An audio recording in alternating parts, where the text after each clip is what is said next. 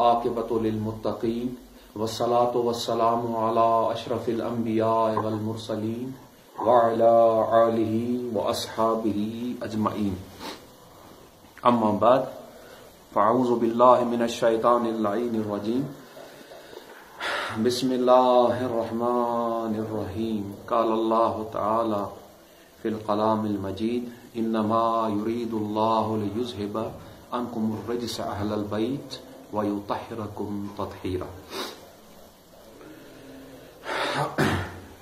آمنت باللہ، صدق اللہ العلی العظیم۔ معزز سامعین، محبین، مخلصین، حاضرین،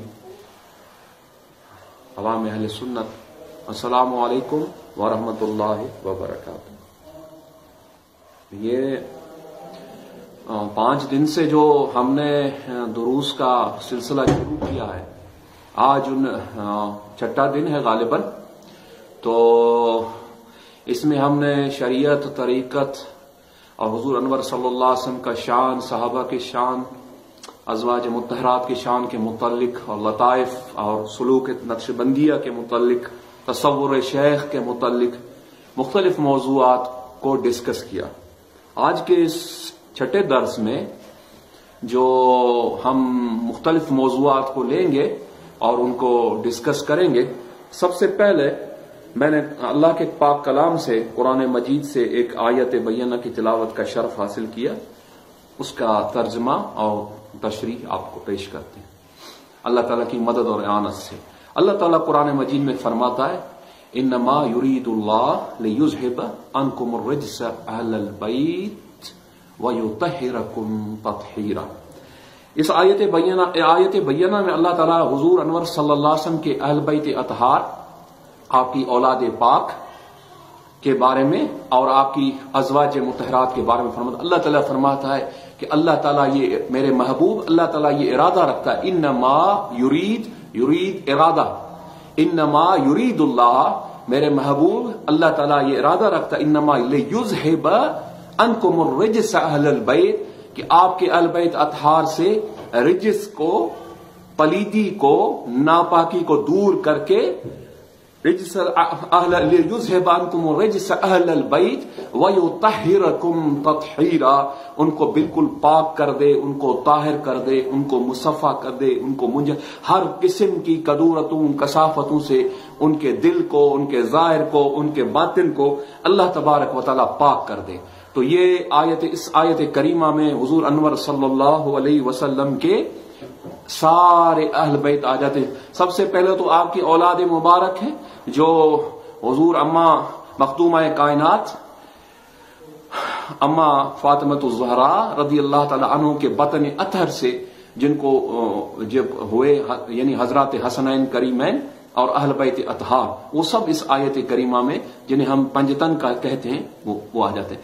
لیکن علماء نے، مفسرین نے اور محدثین نے اس میں حضور کی ازواج مطہرات کو بھی شامل کیا۔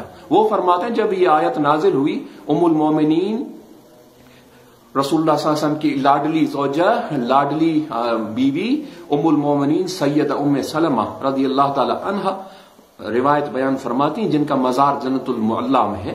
وہ فرماتی ہیں رسول اللہ صلی اللہ علیہ وسلم جب یہ آیت نازل ہوئی تو رسول اللہ صلی اللہ علیہ وسلم نے حضرت بی بی خاتون جنت رضی اللہ تعالی عنہا، امام حسن، امام حسین اور حضرت علی کو بلایا۔ وہ فرماتی جو چادر تطہیر، جس کو کہا جاتا ہے چادر تطہیر، میں اپنی کملی مبارک آپ نے ان کے اوپر ڈالی، اور ام المومنین فرماتی میں بھی ساتھ ہی، میرے اوپر بھی کملی ڈالی، اور اللہ تعالیٰ سے دعا کی، یا اللہ یہ میرے اہل بیت ہیں، ان کو پاک فرما، ان پر اللہم ہؤلاء اہل بیتی۔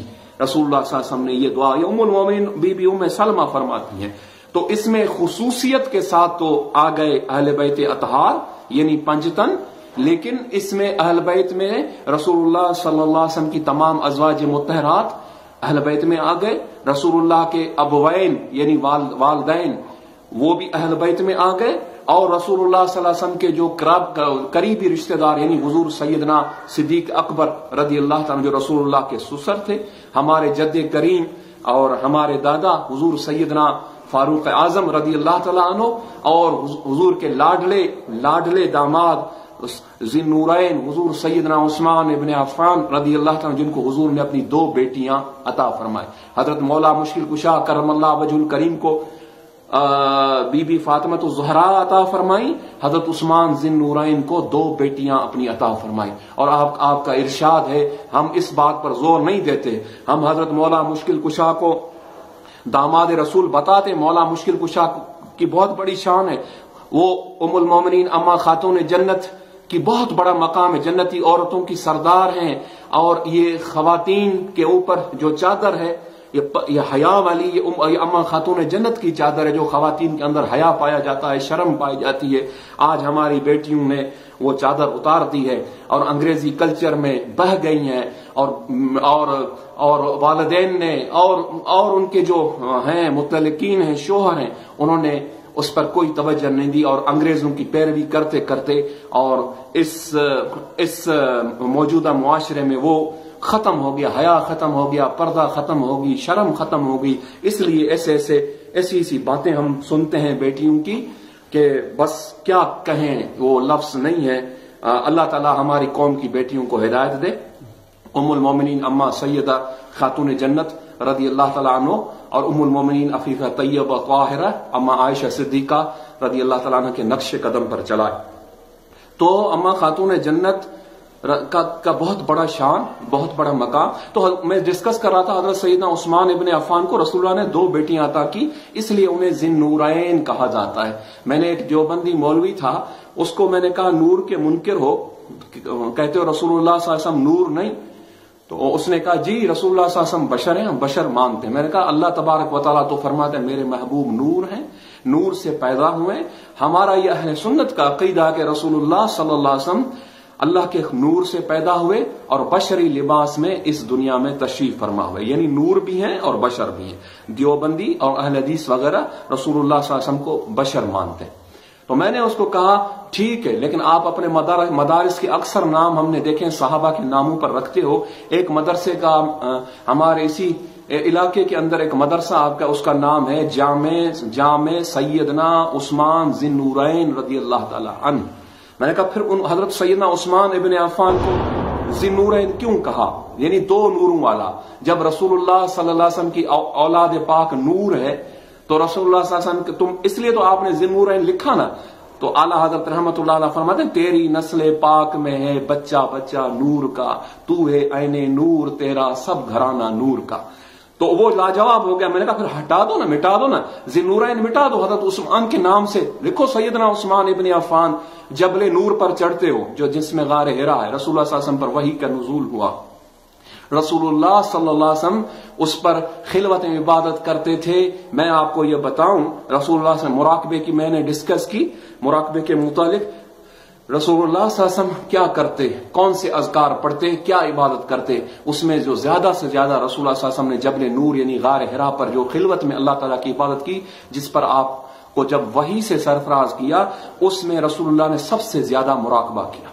اتنا مراقبہ کیا، اتنا مراقبہ کیا، اتنا مراقبہ کیا، اتنا مراقبہ کیا کہ آپ کا جو وجود مبارک ہے وہ انوار الہی سے اتنا روشن ہوا، اتنا منور ہوا، اتنا آپ کا شرح صدر ہوا کہ حضرت سیدنا جبرائیل امین جب پہلی وحی لے کر آئے اور اقرا نازل ہوئی تو اس وحی کو برداشت کرنے کے آپ قابل ہوئے. انوار الہی کو اتنا اپنے داخل کیا، اتنا مزکی ہوئے. پھر آپ کے 2-3 شرح صدر کے واقعات آتے ہیں. جب اما دایا حلیمہ کے ہاں تشریف لے کے گئے ان کے قبیلہ میں، تب بھی چھوٹے تھے، بچوں کے ساتھ کھیل رہے تھے، تب بھی آپ کا شرح صدر ہوا. پھر معراج کی رات ہوا اور وہ، لیکن اس میں رسول اللہ صلی اللہ علیہ وسلم نے خلوت میں جو بیٹھتے تھے وہ مراقبہ کثرت سے کرتے تھے، کثرت سے.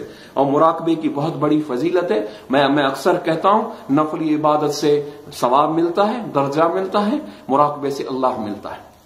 چند گھڑی کا مراقبہ سینکڑوں سال کی نفلی عبادت سے بہتر ہے. اس سے اللہ کی ذات ملتی، اللہ کا قرب ملتا ہے، اللہ کا عرفان ملتا ہے، اور سب کچھ جو ہے وہ اسی سے معرفت کی منازل اور طریقت کی منازل وہ سالک طے کرتا. اس کو مراقبے کو انگریزی میں میڈیٹیشن کہتے ہیں.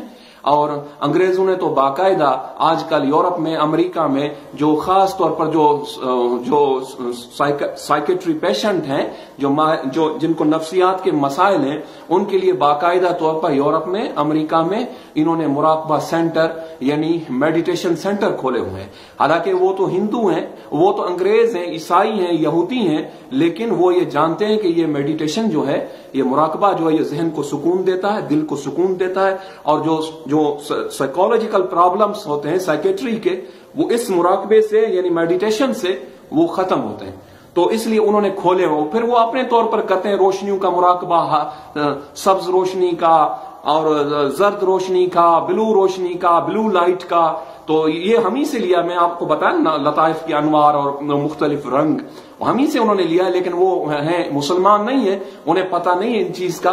तो आजकल सूफीइज्म पर बहुत ज्यादा यूरोप कन्विंस कर रहा है कि सूफीइज्म इस असल चीज है। काफी अंग्रेज और यूरोपियन लोगों ने सूफियों के हाथ पर इस्लाम कबूल किया। हमारे नक्शबंदी सिलसिले के बहुत बड़े शेख जिनका ताल्लुक सूरिया से था, और लेकिन वो यूरोप में रहे, उन्होंने तबलीग की, बहुत कामिल शेख थे, शेख नाजिम कबानी रहमतुल्लाह ताला अलैह। अभी उनका विसाल हुआ है। उन्होंने यूरोप में हजारों अंग्रेजों को मुसलमान किया, उन्हें सिलसिला आलिया नक्शबंदी में बैयत किया। बहुत बड़े वली थे, बहुत बड़े शेख थे। तुर्की में भी उनका बहुत बड़ा असर है। शेख नाजिम, अभी शेख नाजिम का विसाल हुआ है, थोड़े तो 3-4-5 साल हुए। तो ये सूफीइज्म जो है, यही अमन का दर्श देता है। तो इसमें सूफीइज्म, जो सूफिया की जो तालीमात हैं, वो इतनी बेहतरीन है कि अब यूरोप तेजी से, यूरोप में इस्लाम फैल रहा है, और सूफिया के थ्रू और सूफीइज्म के थ्रू, यानी मिस्टिसिज्म, जो तसव्वुफ जिसे हम कहते हैं, जिसे इंग्लिश में मिस्टिसिज्म कहा जाता है, इस मिस्टिसिज्म के थ्रू स्पिरिचुअल जो लीडर्स होते हैं, स्पिरिचुअल लीडर कहते हैं, मुर्शिद को मैं कहता हूं स्पिरिचुअल लीडर या स्पिरिचुअल टीचर, यानी रूहानी रहबर और मुर्शिद। सही अगर अंग्रेजी में इसकी, और इंग्लिश में इसको मुर्शिद को स्पिरिचुअल टीचर भी कहते हैं, अंग्रेज इसको सेंट कहते हैं। सेंट की माना वली, सेंट फला, Saint Paul, Saint ब्रानावेचर, Saint Mary. ये अंग्रेजों ने, यूरोपियंस ने, जो कैथोलिक हैं और जो ऑर्थोडॉक्स हैं और जो प्रोटेस्टेंट हैं, जो यूरोपियंस के, जो ईसाइयों के हैं मुख्तलिफ फिरके और ब्रांचेस, तो उन्होंने अपने अपने वो बनाए हुए। हजरत ईसा के जो हवारी थे, एक सेंट पॉल था, और बीबी मरियम को सेंट मैरी कहते हैं, और एक ऑर्थोडॉक्स का मुख्तलिफ उन्होंने बनाया। हजरत ईसा के हवारियों को वो सेंट कहते हैं। हम अपने पीरों को, मुर्शिदों को वली कहते हैं, तो वली उसको सेंट भी कहते हैं। और मिस्टिक, सूफी को अंग्रेजी में मिस्टिक कहा जाता है, तसव्वुफ को मिस्टिसिज्म या स्पिरिचुअल लीडर उसको कहा जाता है। तो खैर बातें तो आगे की तरफ निकल गई। अब हम आ रहे थे इस अम्मा खातून जन्नत की शान के मुतालिक, थोड़ा सा मैं डिस्कस करता हूं। अम्मा खातून जन्नत को अल्लाह ने इतना बड़ा मकाम दिया, इतना बड़ा मर्तबा दिया। खुद उम्मुल मोमिनीन अम्मा आयशा सिद्दीक़ा तय्यबा ताहिरा रज़ी अल्लाह ताला अन्हा फरमाती हैं कि रसूलुल्लाह सल्लल्लाहु अलैहि वसल्लम अम्मा खातून जन्नत रज़ी अल्लाह ताला अन्हा की इतनी इज्जत फरमाते। जब अम्मा खातून जन्नत रसूलुल्लाह सल्लल्लाहु अलैहि वसल्लम से मिलने तशरीफ लाती, उम्मुल मोमिनीन फरमाती, रसूलुल्लाह अम्मा खातून जन्नत यानी अपनी बेटी का पहले हाथ चूमते, फिर उनकी पेशानी मुबारक पर बोसा देते, फिर उन्हें अपनी जगह पर बिठाते जहां रसूलुल्लाह सल्लल्लाहु अलैहि वसल्लम तशरीफ फरमा होते। ये कौन फरमाती है? उम्मुल मोमिनीन अम्मा आयशा फरमाती है रज़ी, ये हदीस मौजूद है। फिर फरमाती, जब रसूलुल्लाह अम्मा खातून जन्नत के घर तशरीफ ले जाते, तो अम्मा खातून जन्नत भी रसूलुल्लाह सल्लल्लाहु अलैहि वसल्लम का हाथ चूमती, पेशानी मुबारक को बोसा देती और अपनी जगह पर बिठाती। इतनी मोहब्बत और इतना बड़ा मकाम रसूलुल्लाह सल्लल्लाहु अलैहि वसल्लम को अपनी बेटी फातिमा से था।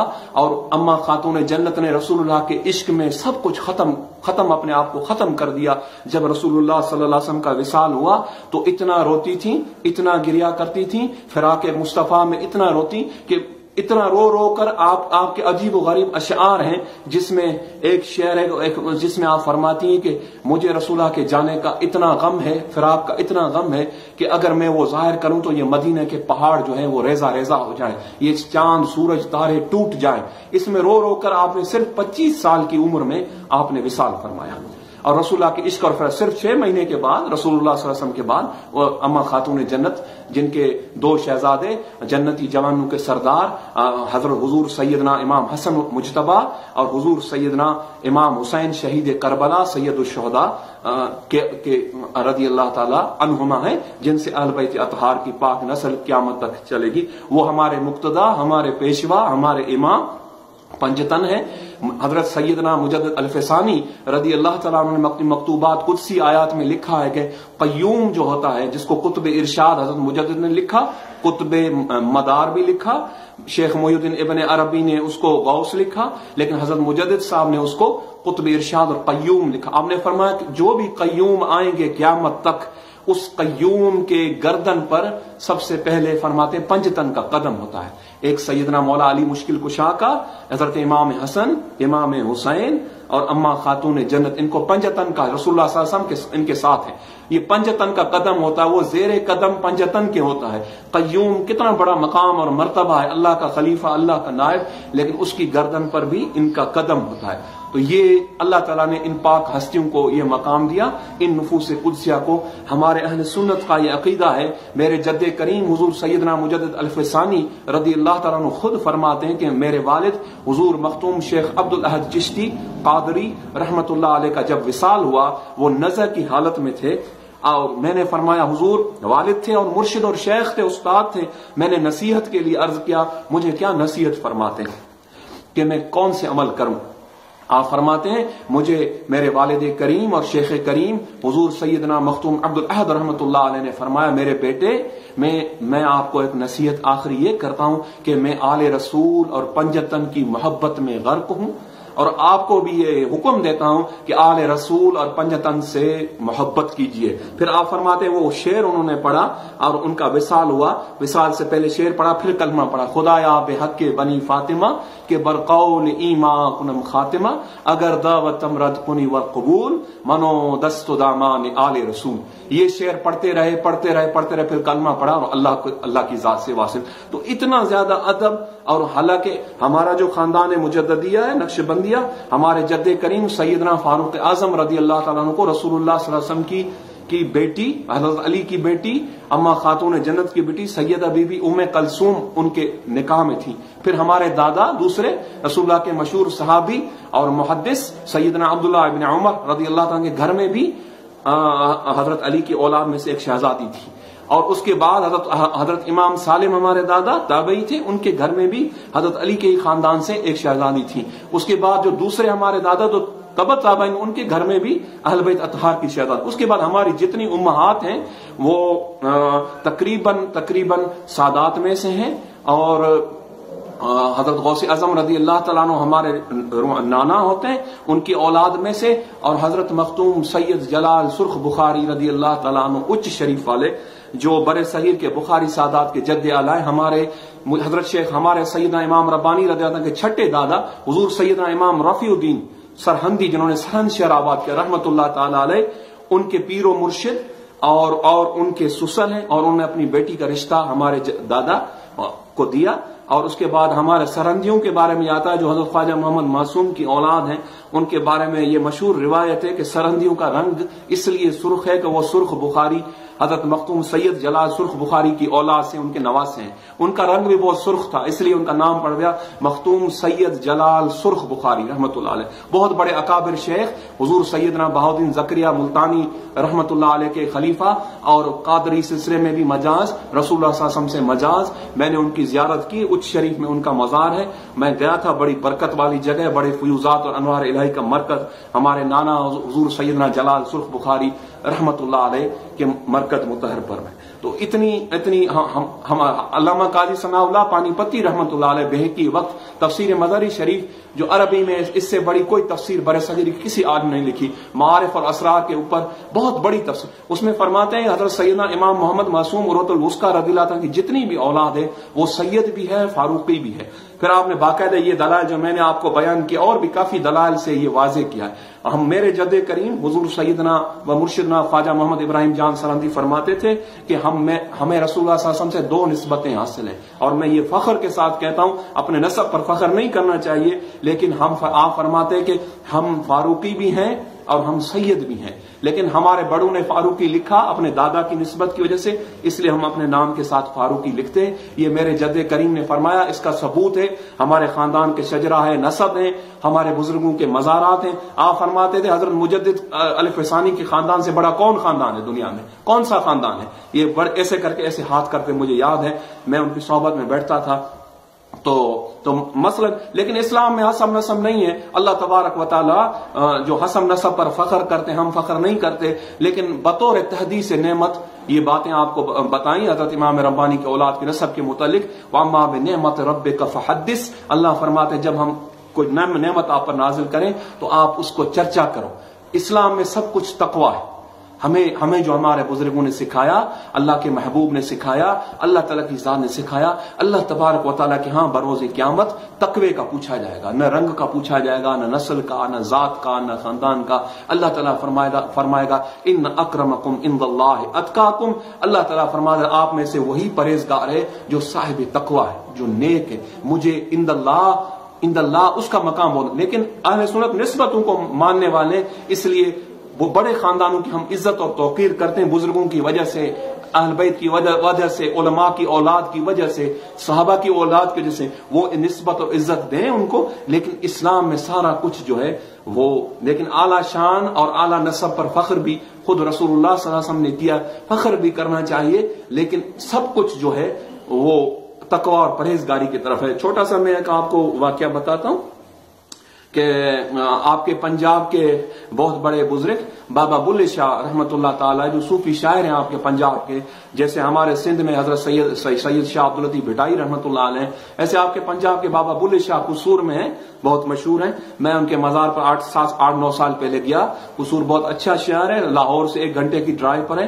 قصور کا میں 3 چیزیں مشہور ہیں، ایک تو بابا بلے شاہ، دوسرا قصور کا فالودہ، تیسرا قصور کی مچھلی، چوتھا قصور کی میتھی. یہ ساری چیزیں مشہور ہیں پورے پاکستان میں، لوگ خاص طور پر یہ چیزیں. تو ہم گئے بابا بلے شاہ کی مزار پر.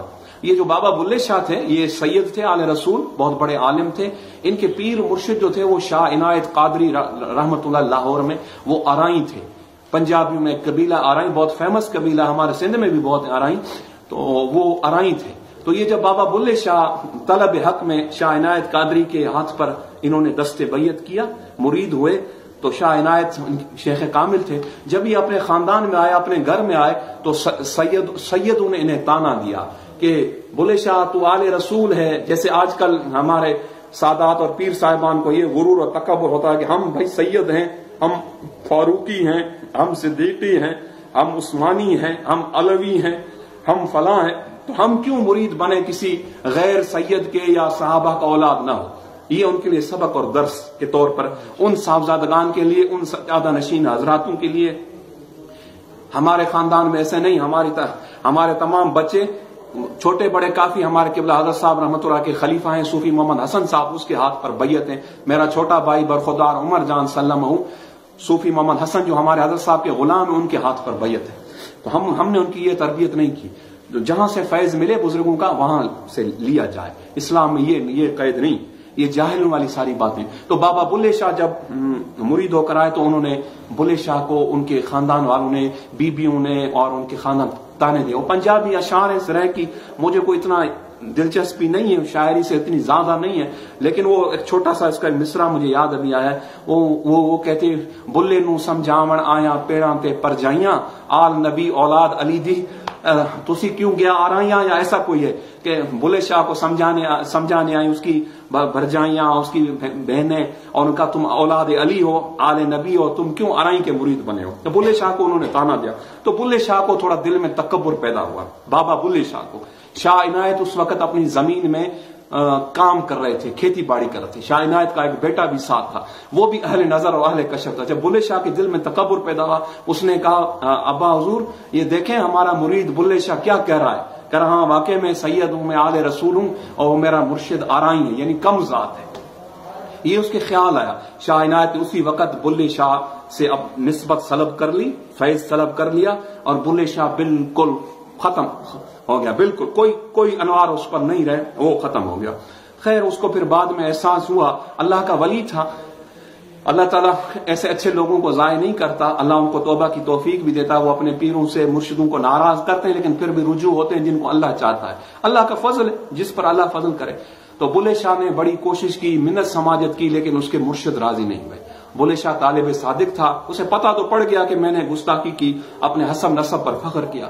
پھر بلے شاہ کے بارے میں آتا ہے کہ بابا بلے شاہ رحمۃ اللہ علیہ روتے رہے. اور انہوں نے اب فقیروں درویشوں جیسی صورت بنا لی اور وہ کشتہ ہاتھ میں اٹھا لیا، منکے والی تسبیحاں پہن لی، جبے پہن لیے، وہ علم اور ساری اور پاگلوں کی طرح قوالی گاتے تھے، سما کرتے تھے اور ہر جگہ، لیکن انہیں معافی نہیں ملی۔ کافی وقت کے بعد ایک مرتبہ بلے شاہ کہیں تشریف لے گئے، وہاں حضرت شاہ عنایت قادری رحمت اللہ علیہ تشریف لائے تھے۔ بلے شاہ کو پتہ پڑا تو بلے شاہ جو ہیں وہ وہاں گئے اور ان لوگوں سے کہا کہ محفل سما شروع ہوگی تو مرشد جب تشریف لائیں گے تو مجھے سما کی اجازت دینا، تو میں چھپ کر سما کے اشعار پڑھوں گا، وہ مجھے تو پہچانیں گے کیونکہ انہوں نے حلیہ ہی اپنا ایسا کر لیا تھا، انہیں یہ خیال تھا کہ شاہ عنایت رحمت اللہ علیہ مجھے نہیں پہچانیں گے، لیکن اور میں انہیں راضی کر لوں گا، لیکن شاہ عنایت تو اللہ کے کامل ولی تھے۔ بہرحال بلے شاہ نے اپنا وہ حلیہ تبدیل کیا اور اپنا جو ہے وہ اس کو انگریزی میں کہتے ہیں گیٹ اپ چینج کیا، اپنا سارا گیٹ اپ چینج کر کے بلے شاہ جو ہے وہ اس محفل میں آئے جہاں ان کے پیر شاہ عنایت قادری رحمت اللہ علیہ تشریف رکھتے تھے۔ تو انہوں نے سما شروع کیا، اشعار پڑھے، شاہ عنایت سن رہے تھے، سمجھ گئے یہ بلے شاہ ہے، خاموش رہے۔ جب وہ بلے شاہ کو وجد آیا، بہت زیادہ روئے، سماجت کی، آزی کی، پڑھ پڑھ کر آخر میں آ کر اپنے پیر کے، اپنے شیخ شاہ عنایت کے قدموں میں گر گئے۔ تو شاہ عنایت رحمت اللہ علیہ نے بلے شاہ کو اٹھایا اور اسے کہا اوے تو بلیا ہی تو شاہ عنایت نے بلے شاہ نے کہا نہیں سرکار، میں بھولا تو مجھ سے بھول ہو گئی، مجھے معاف کر دیں۔ پھر شاہ عنایت نے اپنے سینے سے لگایا، بلے شاہ کو معاف کیا اور بلے شاہ کو دوبارہ اعلیٰ مقامات پر پہنچا کر ان کو واصل باللہ کیا۔ تو یہ ہے ادب اور یہ ہے تعظیم، یہ درس ہمیں صوفیہ سے ملی، اور یہ ادب اور تعظیم کے بغیر کچھ بھی نہیں۔ آج بلے شاہ کے مزار پر آپ جائیں، کتنی اللہ کی رحمت کی بارش ہے، اور مرشد کامل اگر مرشد اس کو معاف نہیں کرتے اور وہ معافی نہ لیتا تو اس کا خاتمہ بھی ایمان پر نہیں ہونا تھا، بھلے وہ سید ہو کچھ بھی ہو۔ اگر مرشد کامل ناراض ہو تو ان بندوں جو جس شیخ سے وابستہ ہیں، اگر شیخ کریم اس سے ناراض ہیں تو اس کو اپنے ایمان کی پہلے فکر کرنی چاہیے۔ دنیا چند دن کی دنیا میں وہ رہ لے گا، بھلے نمازیں پڑھ لے، حج عمرے کر لے، زکوٰۃ کر لے، کچھ بھی کر لے، پہلے ایمان کی فکر کرے، ایمان کی فکر کرے کہ اگر شیخ کامل کسی سے ناراض ہے تو اس اپنے شیخ کو منائے، راضی کرے اور اس کے قدموں میں گرے۔ اللہ والے مہربان ہوتے ہیں، اللہ تبارک و تعالیٰ کے جو ولی ہوتے ہیں نا، اللہ تعالیٰ کی جو رحمت، میں بتا دوں اللہ تعالیٰ رحمان ہے نا، اللہ تعالیٰ کی رحمانی صفت کے مظہر ہوتے ہیں جو ولی ہوتے ہیں۔ میں ولی اولیاء کی بات کر رہا ہوں، ناقص پیروں کی نہیں، یا نفس اور ہوا پرست پیروں کی نہیں، ولیوں کی، جو بھی ولی ہیں، بزرگ ہیں، کسی بھی سلسلہ طریقت میں ہو تو وہ اگر رجوع کریں گے تو اللہ تبارک و تعالیٰ ان پر کرم کرے گا اور انہیں جو ہے اللہ سے اعلیٰ مقام اور مرتبے پر پہنچائے گا۔ اب میں آتا ہوں اس طرف کہ ہمارے مرشد کریم حضور سیدنا قطب الاقطاب، ہمارے دادا پیر قیوم جہان حضور سیدنا پیر سید فیض محمد شاہ قندھاری نقشبندی رضی اللہ تعالیٰ عنہ، جن کا مزار مبارک تاندنیا والا تحصیل فیض آباد شریف چک نمبر 411 میں ہے۔ میرے جد کریم، میرے مرشد کریم کے مرشد حضور قبلہ عالم سیدنا خواجہ پیر فیض محمد شاہ قندھاری نقشبندی بخاری رضی اللہ تعالیٰ عنہ، بہت بڑی ہستی، بہت بڑے ولی، ہمارے قبلہ حضرت صاحب رضی اللہ عنہ جن سے بیعت ہوئے، اپنے خاندان کو چھوڑ کر، اتنے بڑے بڑے اکابر، اپنے ماموں اور اپنے بزرگوں کو چھوڑ کر، تو وہ اس ہستی کا کیا مقام اور مرتبہ ہوگا۔ ان کا ایک واقعہ آتا ہے، بہت مشہور واقعہ ہے، تو ان کے تذکرہ نگاروں نے لکھا ہے کہ جب ان کو ان کے شیخ کریم حضور سیدنا ملا راہم دل قندھاری رحمۃ اللہ علیہ نے خلافت دے کر انہیں ہندوستان کی طرف بھیجا۔ عمر مبارک تھی صرف 20 سال، تو 20 سال کی عمر میں اللہ تعالیٰ نے ان کو خلافت کا منصب عطا کیا۔ یہ طریقت اور معرفت یہ عمر پر نہیں، آج کل کچھ جاہل لوگ اس پر ڈسکس کرتے ہیں کہ ولایت 40 سال کی عمر میں ملتی ہے، یہ بالکل جھوٹ اور بکواس ہے، یہ اللہ کا فضل ہے۔ ذالک فضل اللہ یؤتی من یشاء واللہ ذو الفضل العظیم، یہ جس کو اللہ تعالیٰ چاہے، اور اللہ کے ولی اگر چاہیں، مرشد اگر راضی ہوں تو 15 سال والے کو بھی ولایت مل سکتی ہے، 10 سال والے کو بھی مل سکتی ہے، 20 سال والے کو بھی مل سکتی ہے، اس کی منازل سلوک۔ لیکن 40 سال ایک کامل عقل کی، اس میں انسان کی عقل کامل ہوتی ہے، وہ ایک عمر ہے خاص تعین، اس لیے 40 سال پر زیادہ زور ہے، لیکن یہ غلط ہے۔ تو 20 سال کی عمر میں انہیں بھیجا ہندوستان کہ آپ جاؤ ہمارے سلسلے کی اشاعت کرو اور اسلام کی تبلیغ کرو۔ حضور قبلہ عالم خواجہ پیر قندھاری جب تشریف لائے، آپ نے فرمایا پھر مجھے یہ خیال ہوا 2-3 سال کے بعد یا 6 مہینے کہ میں واپس قندھار جاؤں افغانستان اور اپنے مرشد ملا رحم دل رحمت اللہ علیہ کی زیارت کروں. آپ فرماتے ہیں جیسے ہی میں ہندوستان سے نکلا مجھے میرے مرشد نے عالم مکاشفہ میں فرمایا فیض محمد شاہ آپ جب ہمارے پاس ہمارے خانقاہ پر تشریف آؤ گے تو ہمارے ساتھ جو چارپائی پر بزرگ بیٹھے ہوں گے ساتھ پہلے ان کی قدم بوسی کرنا پھر ہماری قدم بوسی کرنا. آپ فرماتے ہیں میں نے عالم مکاشفہ میں کہا جی حضور. فرماتے ہیں یہ مسلسل یہ مجھے کہتے رہے. میں ہزاروں میل دور ہندوستان سے جب قندھار پہنچا تو میں نے دیکھا کہ حضرت صاحب مرشد کریم حضور خواجہ پیر فیض محمد قندھاری رضی اللہ عنہ کے ساتھ ایک بہت نورانی ہستی والے بزرگ جو مجھے دکھائے گئے وہ ساتھ تھے. آپ فرماتے ہیں مجھے مرشد کی محبت میں اتنا فنا فی شیخ تھا, اتنا عاشق تھے اپنے پیر کے. آپ فرماتے ہیں میں نے نہ آؤ دیکھا نہ تاؤ, میں پہلے اپنے مرشد کے قدموں میں گر گیا. میں نے اپنے مرشد کے قدم چومے اور اس کے بعد ان بزرگ جو ساتھ بیٹھے تھے ان کے قدم چومے. اور فرماتے ہیں مرشد ناراض ہو گئے سخت. مجھے کہا فیض محمد شاہ میں آپ کو ہندوستان سے نکلے ہو تبھی سے میں کہہ رہا ہوں کہ پہلے میرے ہاتھ نہیں چومنے ان کے ہاتھ چومنے. تم نے کیوں حکم عدولی کی, کیوں خلاف ورزی کی؟ اب یہ جو معاملہ تھا یہ نسبت جانے کا معاملہ تھا, یہ سب کچھ ختم ہونے کا معاملہ تھا. جب مرشد ناراض ہو جائیں لیکن کمال قربان جائیں ہمارے مرشد دادا پیر حضور فیض محمد شاہ قندھاری کے. آپ نے کیا جواب دیا, اتنا خوبصورت جواب ہے, اتنا خوبصورت جواب ہے, آب زر سے لکھنے کے قابل ہے. کیا فنا فی شیخ کا کیا مقام اور مرتبہ. آپ نے فرمایا میں نے اپنے پیر کو کہا حضرت ملا رحم دل کو کہ حضور پنجابی زبان بولتے تھے حضور. آپ نے فرمایا فیض محمد شاہ جانتے ہو یہ بزرگ کون ہے؟ میں نے کہا حضور کون ہے؟ آپ نے فرمایا یہ خواجہ خضر علیہ السلام ہے, اللہ کے نبی جو اولیاء اللہ کی تربیت کرتے ہیں. یہ وہ ہیں میرے ساتھ چارپائی پر بیٹھ رہے. تو تم نے ان کو چھوڑ کر میرے ہاتھ چومے, میں نے تمہیں حکم دیے تھا. آپ نے فرمایا جو آپ نے جواب دیا اب سنو اے مرید و طالبان طریقت جو محبت کی دعوائیں کرتے ہو کہ آپ اپنے